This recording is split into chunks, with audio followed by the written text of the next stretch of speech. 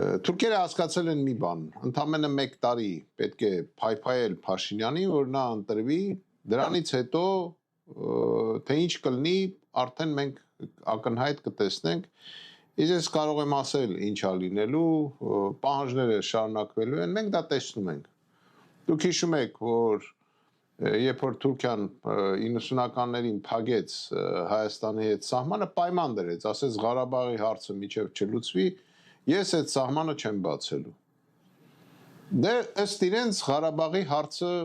ոնց որ թե լուծվել է այնպես, ոնց որ իրանք էին ուզում, ըստ իրենց։ Հիմա նոր պայմաններ են ի հայտ գալի։ Վիրտուալ հարցարարություններ են անում, որ Ադրբեջանով տրանզիտը ապրանքը գալու է Հայաստան։ Լավ, իսկ ինչ է ստացվում։ Ստացվում է, ես հարց ունեմ, Ադրբեջանի նախագահան համաձայնվել է, որ մեր սահմանում, ասենք, մեր սահմանապան կամ մեր